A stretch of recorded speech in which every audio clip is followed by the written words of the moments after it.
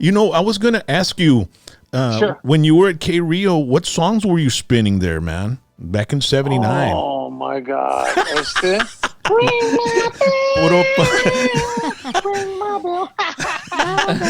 Songs like that, puro man. Pablo Gosh. Cruz dead, Yeah, okay. Pablo Cruz, yeah. What you some gonna Toto, do when she says goodbye?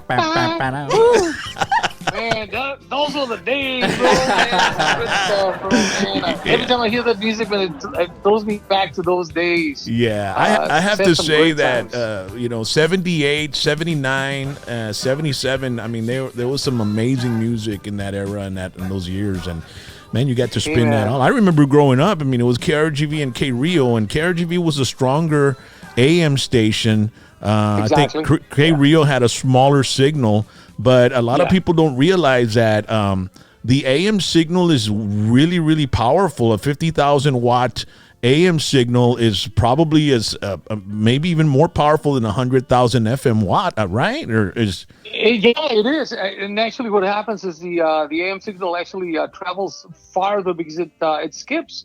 I remember back in the day, KGBT, 1530. My family from Matehuala, San Luis Potosí, said they could hear it out there. I said, what the? Yeah. Are you serious? Yeah, it's crazy, man. So, yeah, AM signal's kind of weird, man. I didn't realize that until I read a book from Wolfman Jack, and he was working at a 250,000 watt AM station in Ciudad Acuña.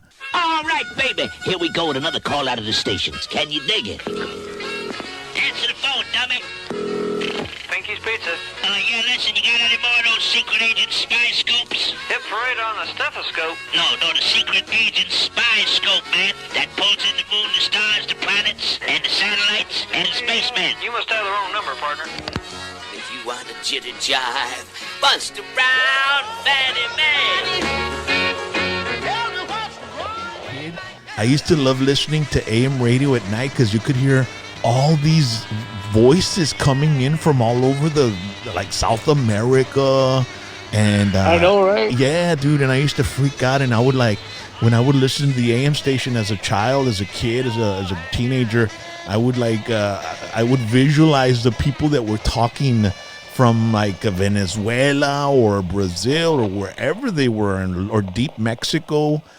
So that was something that was very interesting for me. And then I liked listening to talk radio and AM radio as well, listening to the stories about spaceships. And welcome back to Coast.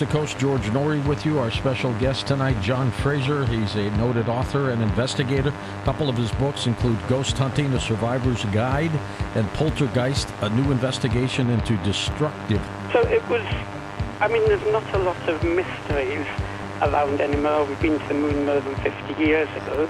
But they were really amazing, really awesome. So, you've got to you've got to experience the AM experience, man, which is awesome. And that's something I didn't get to do. Well, I actually got to do it, but later on in life. But you were there when it was big, dude. Oh, yeah, it was great, man. And, spinning records. Yeah. That was crazy. Now people say, what's that? Hey, Mando, 45. hey, Mando, how's it going, man? This is Ron.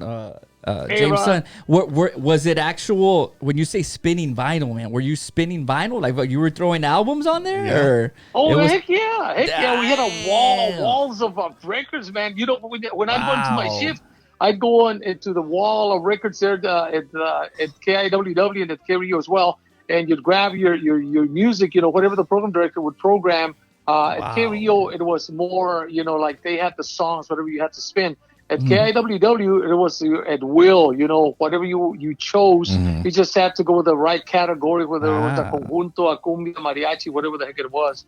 But it was crazy, man. It was great stuff. Mando, I really loved that era of radio before it really got controlled by corporations and program directors, and the programming started going in digitally, where the jock couldn't really be organic with the audience.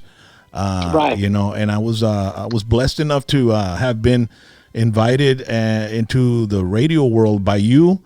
And I was, lucky to have been able to experience that type of radio, and that's what I fell in love with, when I first started working in radio, because it was like the nightclubs where I was working, where you guys found me, And, Yeah. and I was able to talk with the audience and if, and go by feeling with the music and whenever we would perform, which is what jocks would do back then when they were able to spin the music they felt at that moment, the audience would feel what the jock was delivering, and then it became very structured and very controlled, and I think it took a lot away from the jocks being organic with the audience. What is your take on that, man? Yeah, well, everybody would personalize their own show.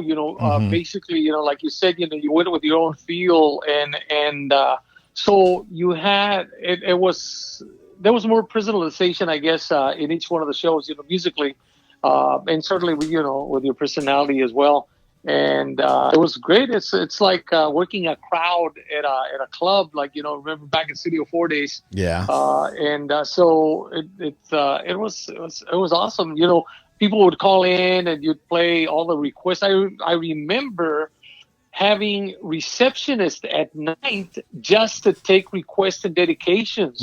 They were doing that. It's crazy. Yeah. That does sound great. Yeah. Wow. And so after you got out of K Rio, which was like what 1980, 81, did you go? Is that when you went straight to KIWW, or what did you go? Yeah. Well, I took a couple of months off. I think